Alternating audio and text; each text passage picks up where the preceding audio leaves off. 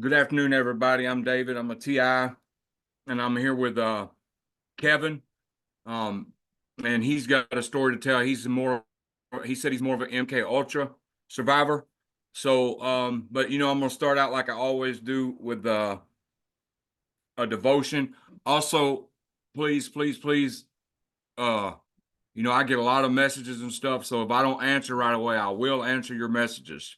So just please be patient because sometimes I'm getting hit with V2K, direct energy weapons, and I don't feel like answering stuff or my brain's too cloudy to even focus. So please be patient. I will get to them, I promise. Okay, it says evil has no defense for when we give thanks to God. We can become worrisome when we disconnect from being grateful by allowing the enemy to swiftly move in on our lives. Our gratefulness is the force that keeps us connected to God's promises. By being thankful for everything, we automatically refrain from harboring bitterness in our heart. When we are thankful, the door is open to ask for things we want. This is our best time to take our request to God. We can use our gratitude as a protective hedge from the enemy.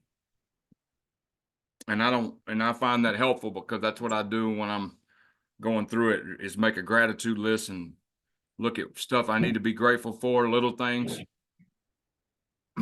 So anyway, I'm turning it over to Kevin to tell his story, and I'm gonna ask questions and stuff as we go.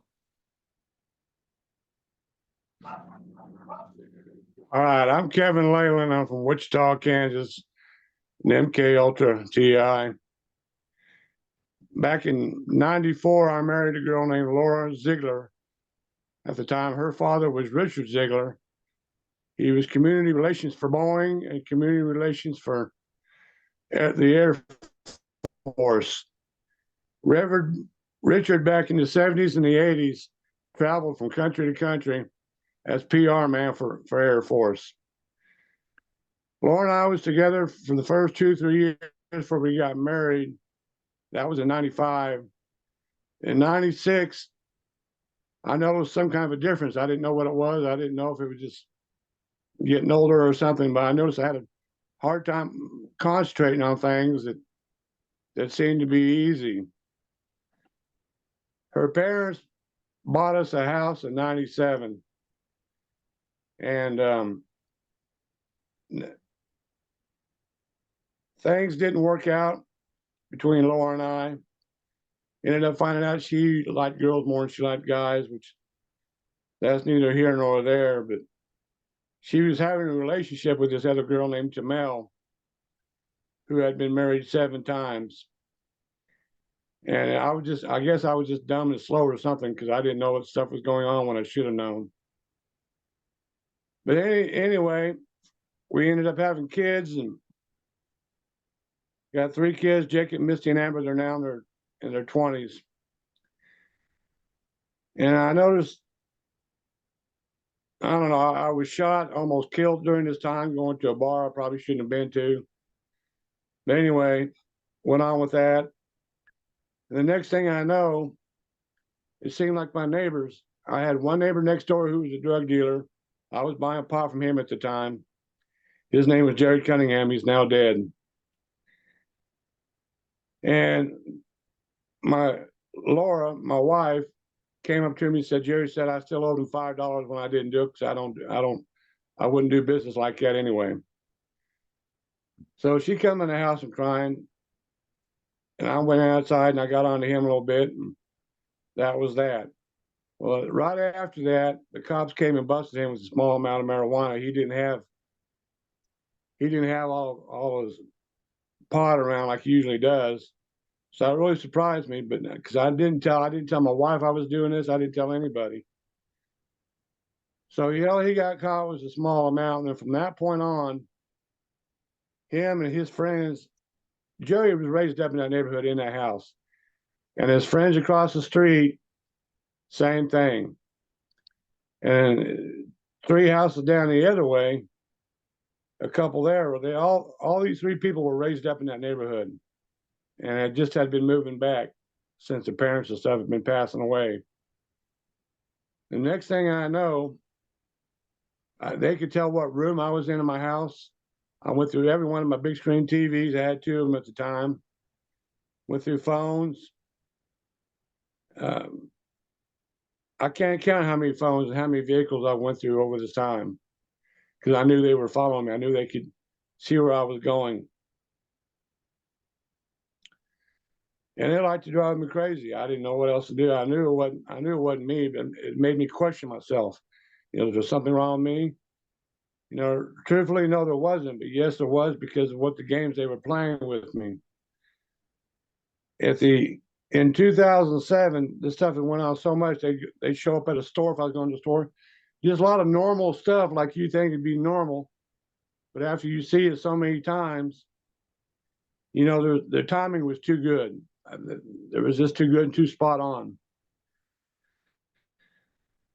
Well, in 2007, I had my house professionally debugged twice, and nothing happened there. I can tell you one house next to me, and another house, a guy that lived in a small town called Derby here in Derby, Kansas, bought that house and sent some more of the stalker people there, moved into it. There was a van with an old man that lived in the van in it, and another couple, and they never worked. I don't know how they survived it. Well, I know now how they survived it because it was, you know, letting them rent free. So cops were called all the time You think between they me were and letting these them other have it rent people. free to harass you? Yes, exactly. Yeah. And they ended up moving out. The girl there had a heart attack, and they ended up moving out about 8 months later. But this guy that bought the house, he owned about 3 dozen houses throughout Wichita and other areas. And I checked him out because you know, you can go to the city and see who owns a house. But anyway, all this stuff was happening so bad, all the cops being there so bad, so many times, I just about lost my mind. You know, I'm trying to figure this stuff out, go through my TVs, had my house debugged. Well, the whole time it was these people playing these games, and I didn't know what it was at the time. You know, it all kind of sounds kind of boring, but unless you live it and see what they can do and know where you're going. I went to a lake with my grandfather in 2007, and it's 150 miles away. And one of the guys that playing the games with me showed up there that very next morning. He was driving a truck around, but it wasn't his truck, it was somebody else's. And you can only go in and come out one way at this campground. Well, I got up and I see him, and he's looking down in his truck. It looks like a big cell phone. Well, he had to go up, make a circle, come back out. So I went to the road and seen him. It was this one of the same guys that was playing the games. That just really blew my mind. You know, I can't figure out how the hell these people knew. I didn't know my wife was behind it at the time. So all that stuff happened. We got a divorce. Went through divorce court. My kids were used something terrible. That'd be one thing I want to spot on with you guys is what the kind of games these people will play. Well, my wife's new wife, her name was Tamel. Jacob moved in with her son. Her son, I didn't know this. I'm going through family law court. Her son was a school teacher. Well, Jacob moved in with him from age 12 to 17, and from age 12 to 17, he molested my son. I didn't know this. Still, all this stuff's hiding from me. Tamel, Laura's new wife, also hit my daughter Misty, my middle daughter, in the chest several times. Well, Misty became a severe cutter. I don't mean just a few hundred, I mean thousands of cuts from everywhere all the way down. Wow. And all this stuff was hidden from me. So while I was in court and they were trying to tell me I needed to go take psychological evaluations, I took a psychological evaluation. I took a psychiatric evaluation. I passed them both flying colors. I told them the truth except for about this stuff here. Because I knew if I said anything about this, well, of course, at that time, I didn't really know what it was at the time. So I couldn't have said anything anyway. But I knew some kind of trickery was going on. But anyway, Can I so ask a all that was question real quick? happening, and I ended up. Go ahead.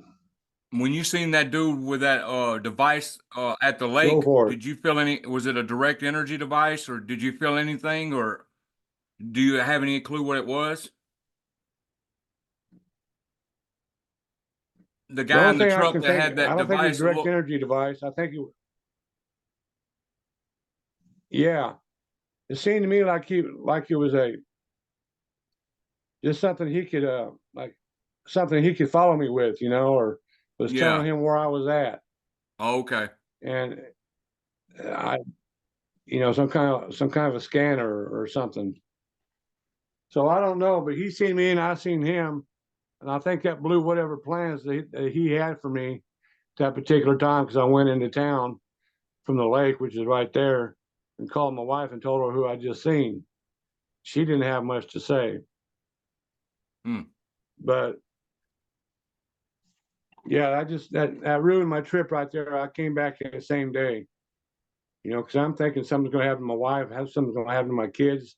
To me, I didn't know. Yeah, to I see was the so same beside person that myself in my mind. that's following you 150 miles away, that's pretty obvious right there that something's going on. Yeah, yeah, it just blew my mind, man. Uh, um, Now, when I was in the house next door, I used to call and see if there was some kind of lead paint that I could put on the wall because I thought it was coming from the neighbor next door. I didn't know how it was happening. I did everything I thought I could do, from talking about lead paint to checking out jammers to everything under the sun that everybody else probably saying like me has thought of what they can do to stop this. I tried to do. And so anyway, back to Tamel. uh, I think it's happened to my kids. I think my kids are just being monitored. That's Jake, Misty, and Amber Layland. I don't mind giving out names, but I used to anyway. So Misty becoming a cutter, me going through all these courses, taking all these tests and everything else. I finally lost my temper. I started partying, started drinking, and I ended up doing something I'm not very proud of. I hit somebody and ended up getting 2 years in prison because of it.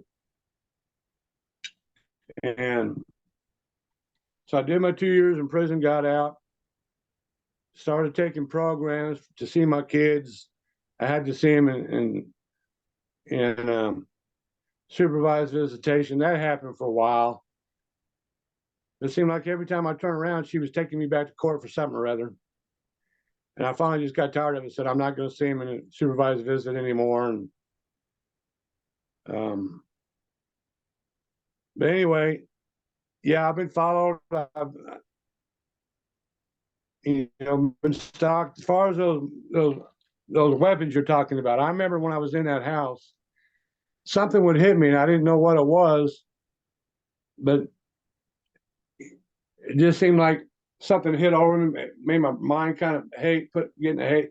It would hit me like a jolt, and then my mind would be in kind of a haze.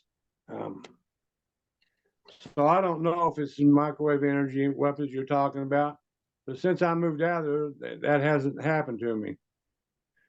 So I think whatever they had was doing to me was real close to me. I never been hit with and I'm not V2K. Thankfully for that, because if I was going through everything I was going through and having V2K, I'd have been dead or they'd have been dead and I'd have been in prison or something. That's just how bad it got for me. But I don't know, guys. I know I have, and when I stayed offline for 13 years or 12 years after I got out of prison because I couldn't concentrate, I couldn't focus. Everything, even to this day, it's still hard to do things. But back then it was really hard. So I stayed offline. And then here a year and a half ago, I got back online. And when I was first going through this stuff, there wasn't that many people out there like there is now. Um, we're talking back in 2007, 2008. And then I seen all these people online now, and I didn't feel so I thought I was isolated. I thought I was one of few. Well, I know now that I'm one of millions. So that kind of helped me. And I've seen these people talking about it, found. So I decided the same thing. I filed a police report. I talked to Kansas District Attorney's Office secretary, a lady by the name of Joan, explained to her about it a little bit. I filed 2 police reports. Here about 3 weeks ago, I went and after filing these police reports, I went and talked to a Wichita detective, and he didn't want to give me the time of day. He just thought I was crazy, so that didn't go well. And then I went over to the FBI office, called him out. He tried to explain to him about this, and he tried to tell me the MK Ultra ceased in the 70s. And so I informed him, no, it did not. So then I went to a sheriff's office and talked to him about it, but I got in more detail with him.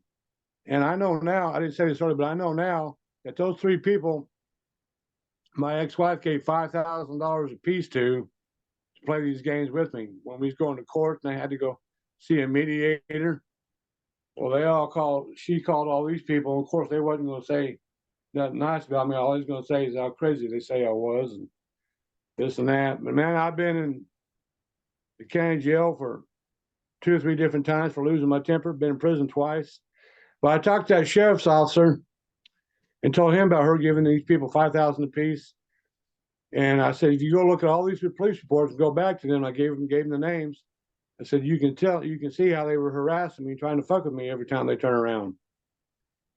And he said, okay, he was going to do it. He seemed pretty good. I think he's going to check things out. Whether or not he's going to do anything, I don't know. But I know that awareness is key.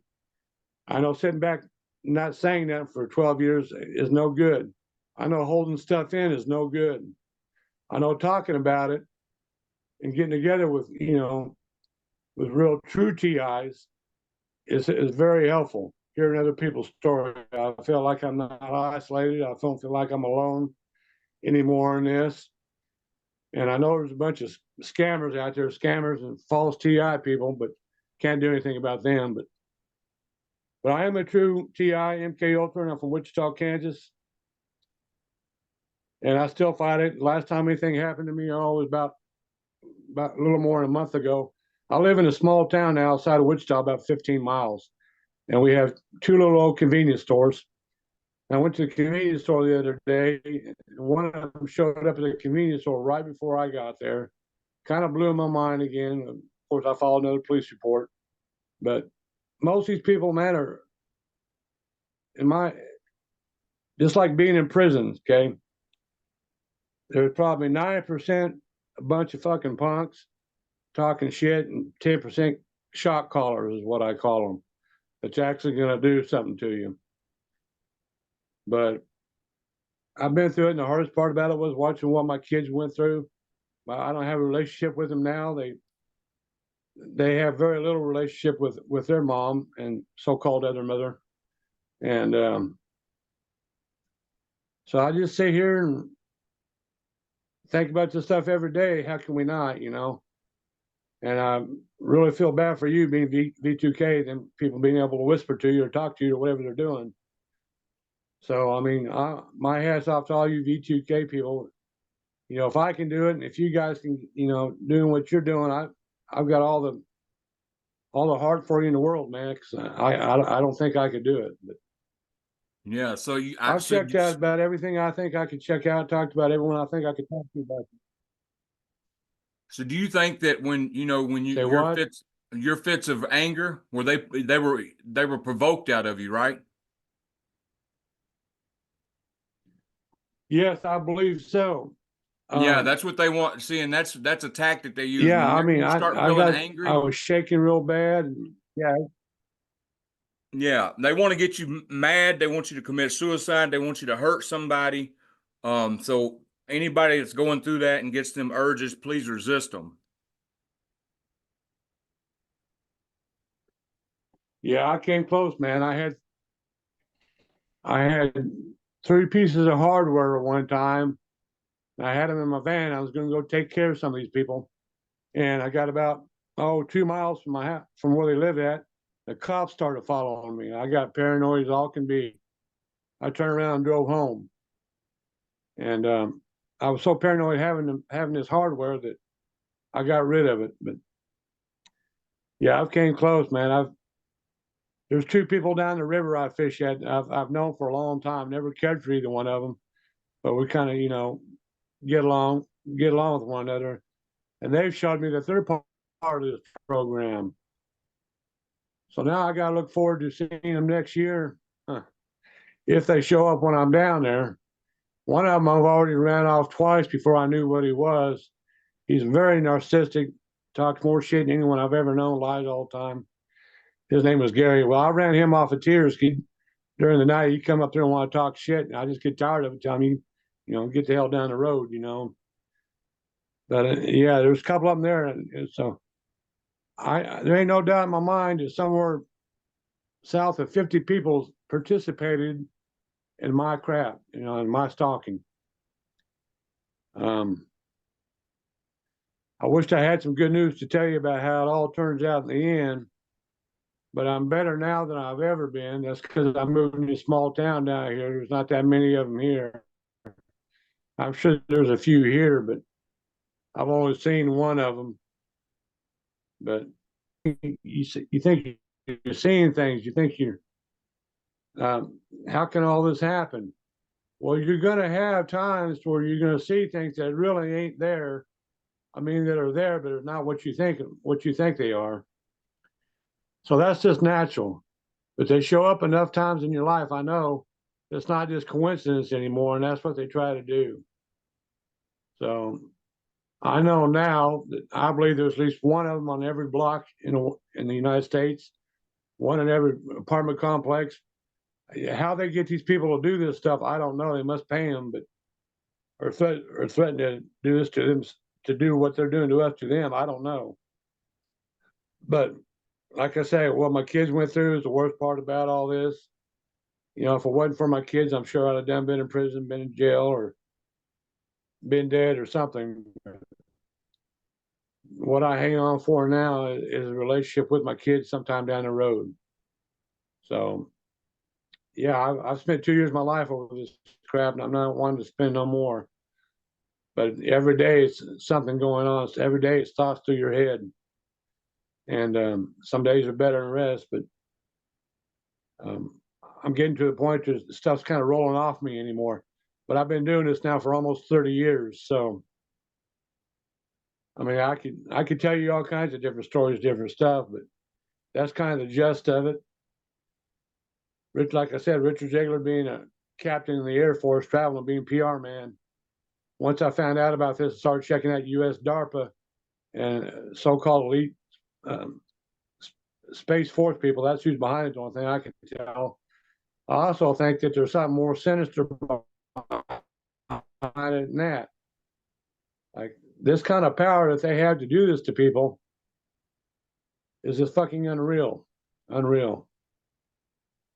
But I'm a TI, and I've been that way for almost, like I said, 30 years. And I'm here for anyone that wants to talk. Or I've talked to counseled a lot of these younger people. I know that this just happened to the last 1 or 2 years. Try to counsel them, but I see what they're going through, and I remember exactly what I went through, and that's what they're going through. They're messing with people's bodies, messing with their minds, both physically and mentally. And it's a hell of a thing, but I've got some good friends on this TI stuff now, like Michelle Edwards McLean, and there's others I can name, but so it's kind of good having this community of people to talk about all this, and just let everybody know that you can make it, you can beat it.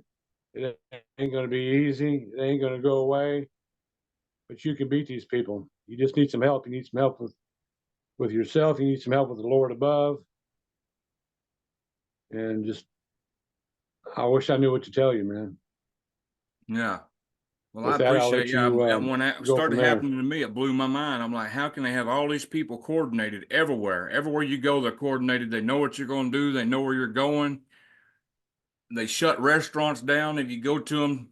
I mean, they've shut restaurants down, stores, and I'm like, man, I know that store ain't closing. That stores, and after so many stores close on you, you're like, wow, this is a setup. They're closing stores on purpose, and it blew my mind just like it did yours. And I the way they coordinate and all that is it's just unbelievable. But I really appreciate you coming out and telling your story. Uh, so did you ever find any bugs in your house? No, I didn't. I wished I would have. That'd have told me that'd have been easy to deal with if it was just bugs in your house. But no, I didn't. Right. I had two different people come out like I said, but yeah, their timing is too good. The timing is just way too good. That's what I noticed. The timing couldn't have been there unless they knew what I was saying. They know what you're thinking. I don't go through cell phones anymore. They can have my number. I don't really give a shit, because if you know your number, or if anyone in your family knows your number, then they know your number. You know, Yep. like I said, Yeah, I've been through cars just because I thought they were. Go ahead. I got some stories that I I want to tell, and I might tell one day. I just don't tell because it sounds so bizarre. I'm sure you've been through stuff like that before too. Stories that if you told people, they'd think you were nuts, but it was real and it really happened. You know what I'm saying?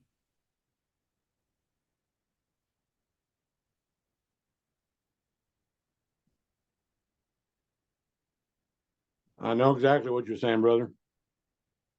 I really do. There's some things I can't say. They want you. They don't care if you rape somebody. They try to push that kind of crap. Yep.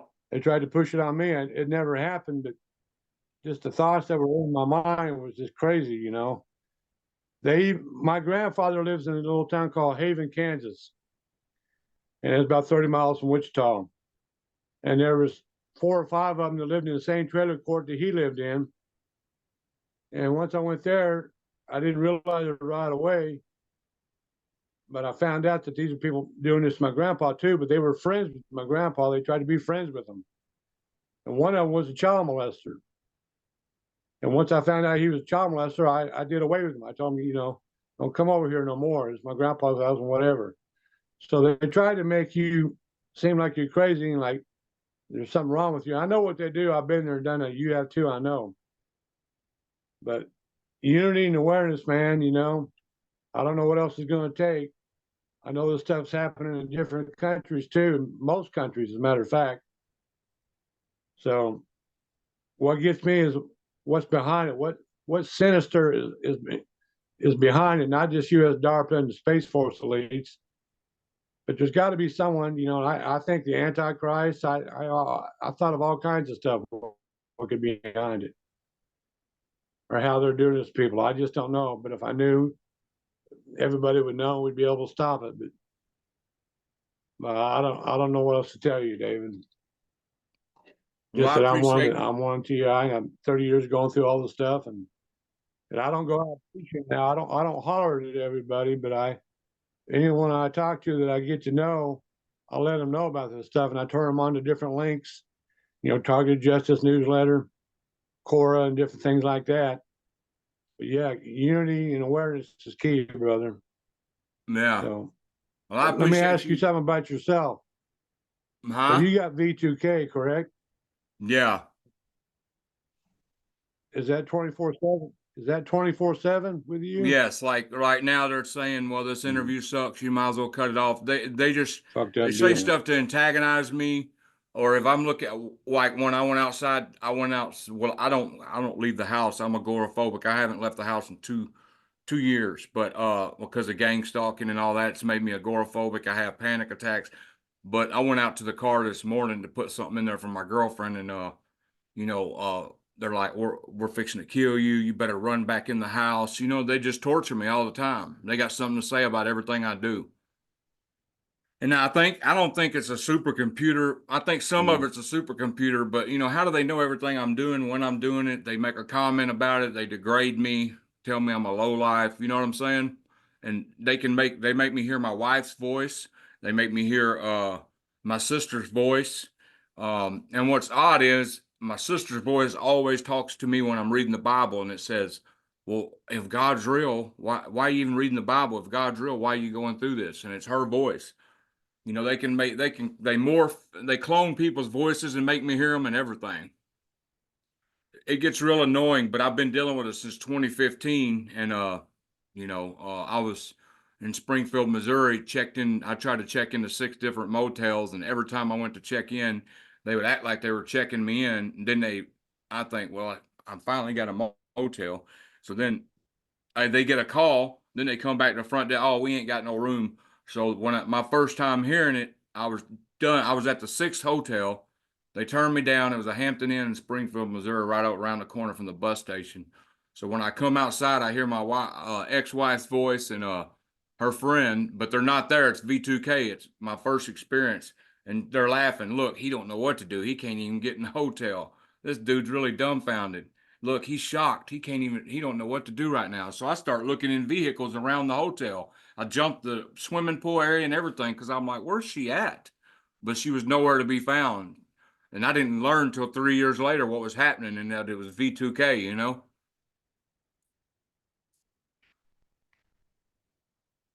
Yeah.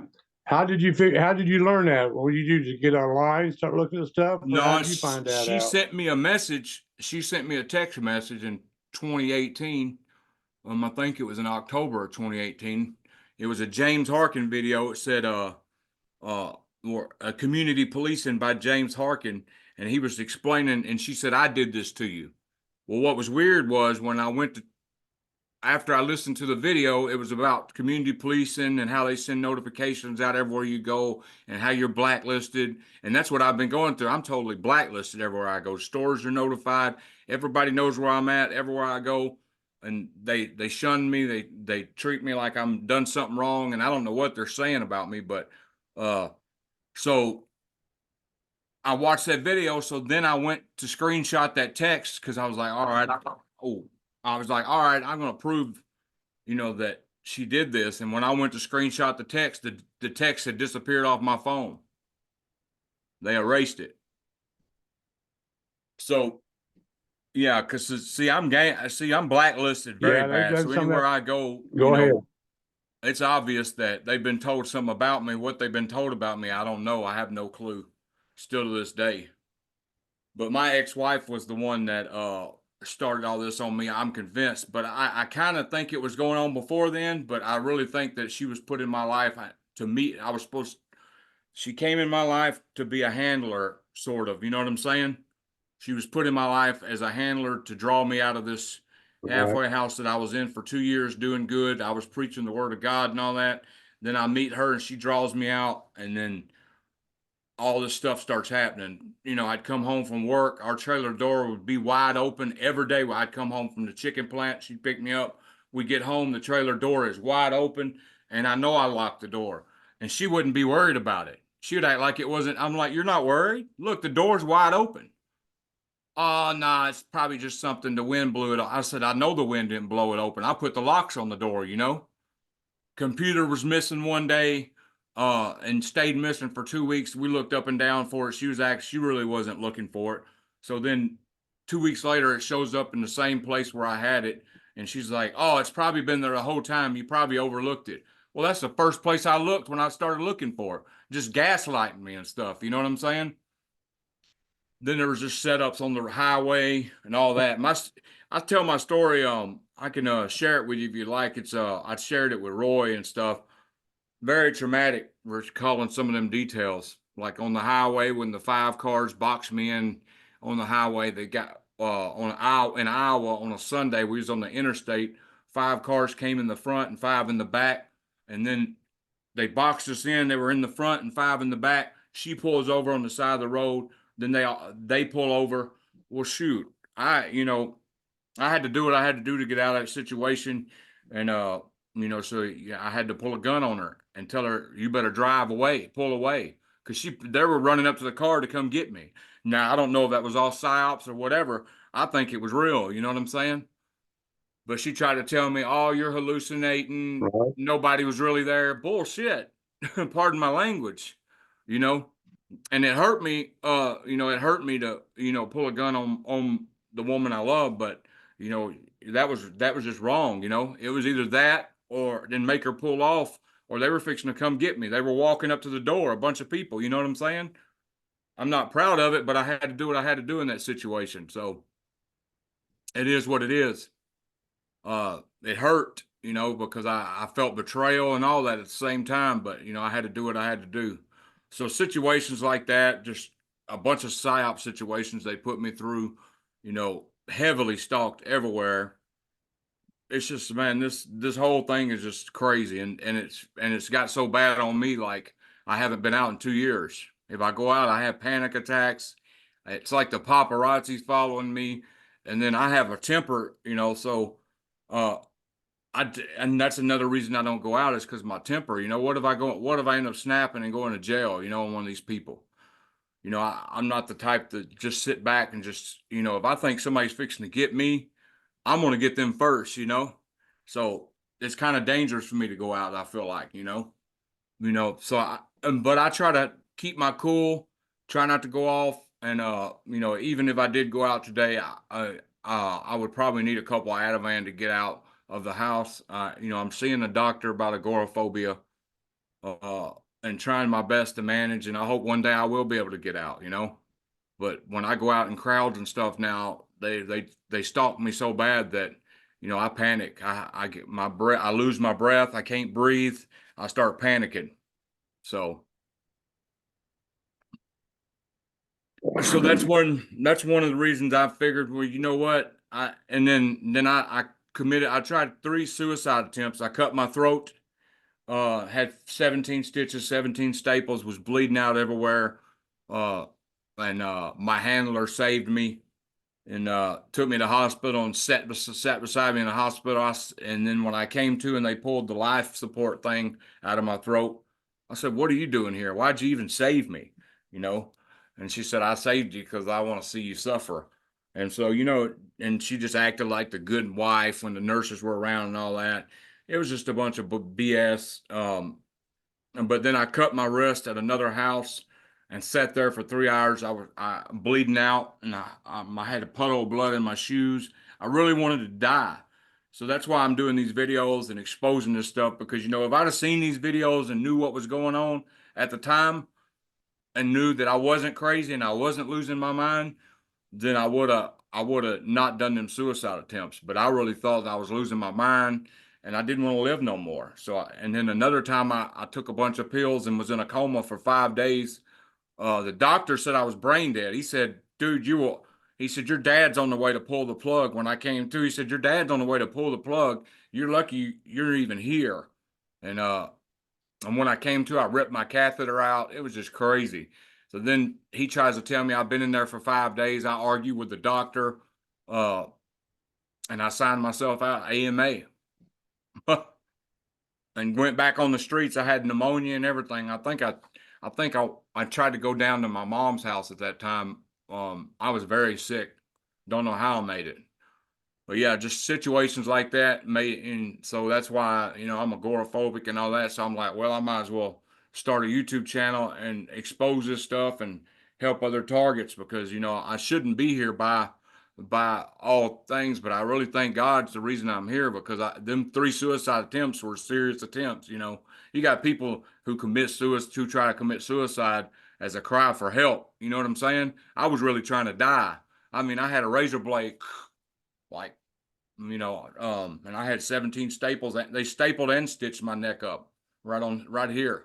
Uh, and my wrist, I got big indentions in my wrist going down. I had 14 stitches in my wrist, just so that's why I figured, like, well, why not make a YouTube channel? Because, if I'd have seen these videos, I wouldn't have never tried suicide. And it would have saved me a lot of trouble that I put myself through sitting there, going crazy thinking that all this stuff was fake. I thought I was mental. You know what I'm saying? I thought I'd snapped out and became a mental patient, and come to find out all this stuff was psyops and games that they play.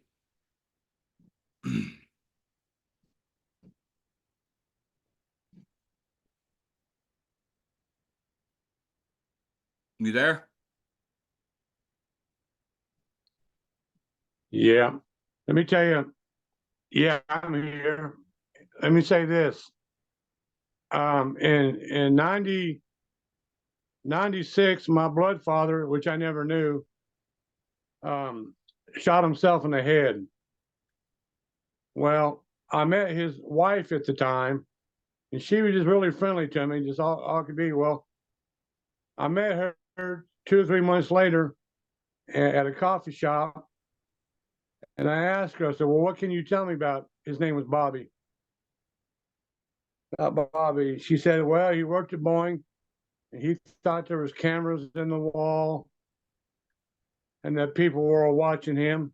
Well, that, and this is when I'm knowing about what's happening now.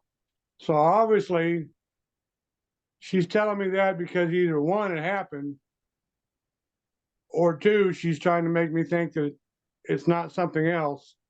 Man, I had people come out from a telephone company, and when I started looking at the boxes in the neighborhood, telephone boxes, I had some company come out and give him a Cox communication box because that's the only we was using Cox. But the only reason he was out there was trying to fuck me, trying to let me think that something was up my telephone pole that they were bugging me with.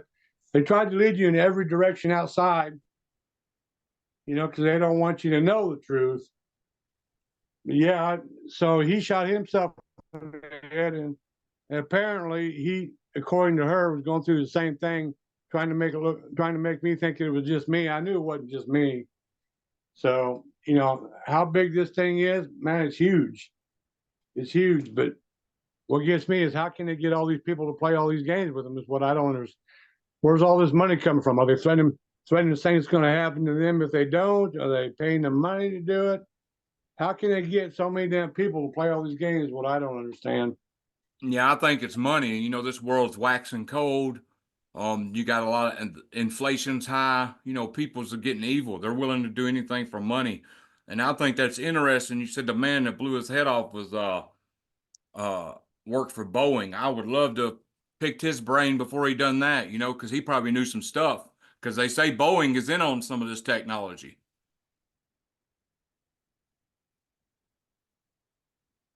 Oh, I'm sure. We have McConnell Air Force Base down here too, and they build McConnell builds all these weapons and missiles and all kinds of shit like that for wars. So I kind of think like I'm in a hotbed of it, but I've talked to people from California that told me a lot of the same stories, man. Apparently, it's really, really heavy. It's real heavy in California and different states, but I don't know. All I know is I know what it is now, and it does get easier to deal with as time goes by.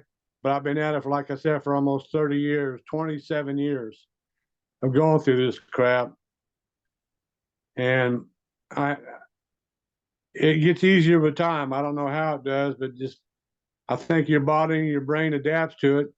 Once they got you down to where they think you're no longer a threat or that you won't play their games with them, I live in a small town now, but once in a great while they'll still pop up, but not very often. Not like when I lived in the big city. They were fucking with me all the time. But anyway, I Yeah, like I what I interviewed hear about another. what people say about bringing awareness to this stuff. Go ahead. Yeah, I interviewed another target who said that they moved to a small town and theirs got a little bit better too. But it was his hometown, so he said a lot of them knew better. But you know what I think they're doing is I would rather call it vigilantism than gang stalking, just for the simple fact I think these people are told that we do stuff so horrible that we're not doing, but they're, you know what I'm saying? Like somebody come up to me and say, David, look at that person. That person raped a kid or whatever. You need to do this to him or shun him. Don't show him no. I think they're spreading rumors so bad about us.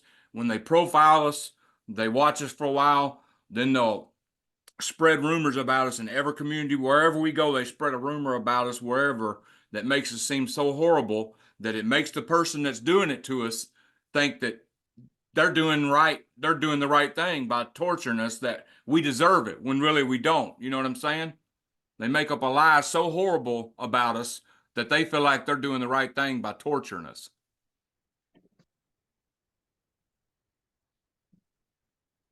I understand that. I'll tell you another little side story. I don't think it's related to this, but I'm not sure. When I was 14, I met a guy at the river that gave me a ride home. We decided to go to some lake, to a small lake down the road, went there, and he tried to rape me. Well, he didn't rape me, but he tried. We wrestled for it seemed like forever. Well, I got up and I ran. And so when I turned 17 and 18, we started rolling homosexuals at a gay park here in Wichita, beating them up. And anyway, so I served 6 years in prison because of that. And yeah, I had 6 B felonies. A is top of the line, B is whatever. And so I don't know really when it started with me, but as far as I could go back, like I said, would have been somewhere 96, 97. Things started seeming different, but I didn't think it was a big deal at the time because her and I were getting along. We were married, and all this stuff. And then when she got what she wanted, her mother used to work for Ohio Bell, which was Southwestern Bell later down the road, and she had a lot of stocks and bonds. Well, when Laura graduated, my ex-wife, her father gave her all them stocks and bonds. That's what she paid these people $5,000 a piece for to play these games. I know she paid out at least $20,000 to play these games with me. They hit me hard. I know what they do. We both know what they can do. But I'm not afraid of them anymore. If I see them, I don't go up and beat them up, but I let them know what kind of fucking punk ass son of a bitch they are. And I'm not a badass anymore or anything else, but I'm 6'3", 245 pounds. I've been in more fights you can shake a stick at. I'm not afraid of anyone physically, but I know if I do something, they're going to put me back in prison. And Exactly. that's what that and my kids is what keeps me from doing anything seriously. So. But And anyway, that's what they yeah, want it's us a to hell of do. a thing, man. That's what they want us to do, is lose our temper and get locked up or commit suicide or do something stupid. Yeah, I have an easy enough time doing stupid things on my own, let alone what they do. But Right. yeah, they put me to the test many times, man. But here's the thing: are we justified in beating the hell out of them and killing them? Yeah, well, I think we are. But if you look up to the man above, and I think you know well as I do, that's not up to us to do. That's up to him for what Right. these people are doing. So I just don't do it, but it doesn't mean I'm not gonna, you know, get on them. I'm gonna get on them. I'm just not gonna lay my hands on them. I can't say, oh, I'm gonna kill you. You can't use certain words, but they are very intimidated about me. Sometimes they don't know what I'm gonna do. Sometimes I don't know what I'm gonna do. As long as they keep that guessing mind in their head, I got them on tippy toes too when they get around me. Seems like every now and then they switch up and throw a different one around. They don't use the same one for very long. They use a different one and a different one, But I'm with you, brother. I'm with you on this shit. I don't have V2K, but like I said, I've been through plenty of shit, and I am a TI, and I hate all these false TIs. I hate all these scammers and all this kind of stuff. But after a while, you can you can kind of tell who's who is and who ain't, But I'm with you. That's all I can say. I'm with you and all the rest of true targeted individuals out there. And I've came real close to doing a lot of things, put me away for a long time, but I just didn't do it. So Right. Same here. Well, I appreciate you coming out. I'm gonna well, stop. You have anything else? no, brother, I appreciate the interview, man. I hope you do something good with it. Yeah, I'm gonna put it on my YouTube channel, and I'm gonna send you a copy. Then you want me to send you a copy on Messenger? Yeah, will you please? All right. Yeah. And I'll figure it out. I think I can download it on my drive and then download it into my photos and then upload it on Messenger. So that's what I'll do. But I appreciate you being brave enough to come tell your story, and because that's what I'm trying to do is You know, I always told my parents, well, look at all these people on YouTube saying this stuff's happening to them, and you don't believe me. I said, there's no way all these people are saying this stuff, and you won't even look at the evidence. So now I'm getting interview after interview of people saying the same stuff's happening to them, and I just hope some people who don't believe in this stuff will take time and start looking at these interviews and be like, well, these people ain't crazy. Everybody can't be going through the same thing, you know? Yeah. Hey, did you know that Scott Pelley of 60 Minutes did a segment on this stuff? Yeah, yeah. Yeah. I wish Yeah. I So yeah, it's not just, go ahead. I wish I could get a hold of. I think I seen that one. There've been a couple of them on 60 Minutes actually. I don't know which one you're talking about exactly, but I know that it has been covered. Yeah, lots of different news stations has covered it. Yeah, Scott Pelley in 60 Minutes, he did it, and millions of Americans believe the same way we do. There ain't no doubt in my mind that we're up to at least 9 million people, just like you and me, you know, that believe this stuff. So, and that's just in the United States. Yeah, yeah. I But get no, I messages. appreciate it, Dave, and yeah, I hope you get some good. Yeah, no problem, man. I appreciate you, man, for being brave enough to come out here and tell your story. It's just another story of another person of getting tortured and stuff, um, unjustifiably. It's horrible, and I hope one day, you know, this stuff stops. But if it don't, then God's got the last say in the end. You know, when we die, you know, God will have the last say on these people who participated in You're it. right. But I'll stop All recording right, now. Dave, brother, I appreciate you, man. No problem.